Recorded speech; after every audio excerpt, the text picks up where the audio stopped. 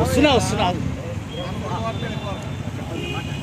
భారత్ మాతా key Bharat మాతా key మొన్న కాశ్మీర్లోని పెహల్గావ్ ప్రాంతంలో జరిగిన ఉగ్రవాదుల దాడులకు అసూలు బాసిన పర్యాటకులకందరికీ కూడా బ్రాహ్మణ సంఘ పక్షాన నివాళులర్పిస్తూ ఈ ఉగ్రవాదాన్ని నశించాలని ఉగ్రవాదాన్ని తీవ్రంగా బ్రాహ్మణ సంఘ పక్షాన ఖండిస్తూ ప్రభుత్వం కూడా దీనిపైన ఖచ్చితమైన చర్యలు తీసుకోవాలని వచ్చే పర్యాటకులందరికీ కూడా రక్షణ కల్పించాలని ఇట్లాంటి సంఘటనలు మళ్ళీ పునరావృతం కాకుండా చూసుకోవాలని బ్రాహ్మణ సంఘ పక్షాన కోరుకుంటూ జై హింద్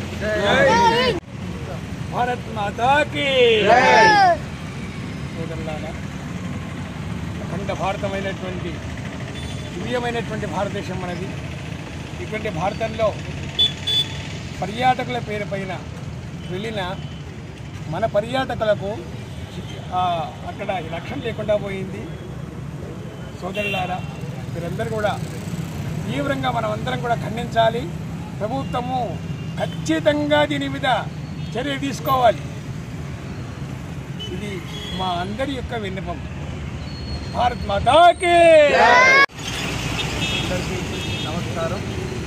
ఈ సందర్భంగా తెలియజేసేది ఏంటంటే, మన యొక్క అక్కడ చనిపోయినటువంటి పహల్గామ్లో ఉగ్రవాద దాడి కాదు, అది మతోన్మాద దాడి. ఆ మతోన్మాద దాడిలో చనిపోయిందంతా కూడా ప్రతి ఒక్కరిని నీ మతం ఏంటి, హిందూ అయితే నువ్వు ఇక్కడ పక్కకు రా, ముస్లిమ్స్ పక్కకు జరిగింది అని చెప్పి అందరిని చంపడం జరిగింది.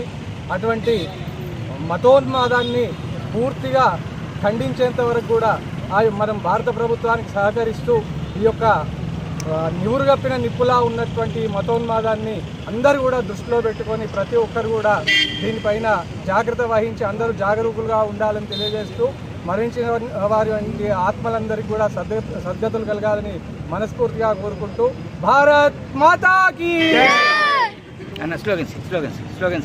స్లోగన్స్ ఏంటన్నా? భారత్ మాతా కీ, భారత్ మాతా కీ, భారత్ మాతా కీ, భారత్ మాతా కీ.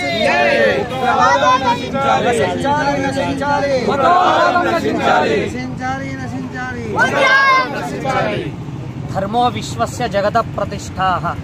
ఈ ప్రపంచమంతా కూడా ధర్మం మీద ఆధారపడి నడుస్తూ ఉంది.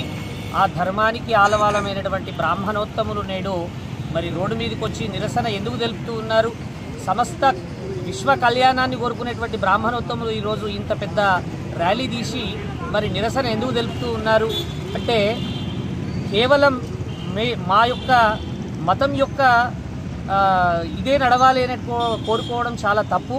ఎందుకంటే ప్రేమ ఆప్యాయతలతో ఉన్నటువంటి మన భారతదేశంలో అన్ని రకాలైనటువంటి మతాలకు ఆలవాలం, భిన్నత్వంలో ఏకత్వం, అన్ని వర్గాలు కలిసి ఒక మంచి భారతదేశాన్ని నిర్మించుకునేటువంటి దిశలో మేమందరం కూడా సాగుతున్నటువంటి సమయంలో కన్నుగుట్టినటువంటి పాకిస్తాన్ వాళ్ళు మరి ఈరోజు ఉగ్రమూకలు ఒక అకృత్యమైనటువంటి చర్య అది. ఎందుకంటే నిరాయుధులైనటువంటి ప్రయాణికుల మీద కాల్పులు జరపడం అనేటువంటిది చాలా అందరూ కూడా ప్రపంచమంతా కూడా ఈరోజు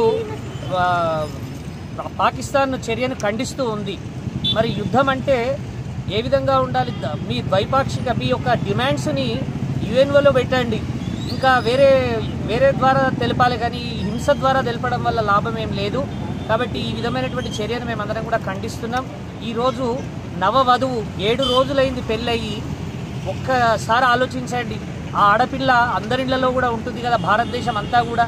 మరి అట్లాంటి ఆడపిల్ల కళ్ళల్లో నీళ్లు చూసిర్రు. ఎక్కడైనా స్త్రీ ఎప్పుడైతే ద్వేషిస్తుందో ఆ దేశం సర్వనాశనం అయిపోతుంది. మరి అట్లాంటి స్త్రీ కళ్ళల్లో నీరు చూసినటువంటి పాకిస్తాన్ కూడా తప్పకుండా పుట్టగడుగులు లేకుండా పోతాయి. ఖచ్చితంగా ఈ విధంగా అందరం కూడా హెచ్చరిస్తూ ఉన్నాం. ధర్మాన్ని కాపాడేటువంటి బ్రాహ్మణోత్తములు ఈరోజు రోడ్డు మీదకి వచ్చి నిరసన తెలుపుతూ ఉన్నారు.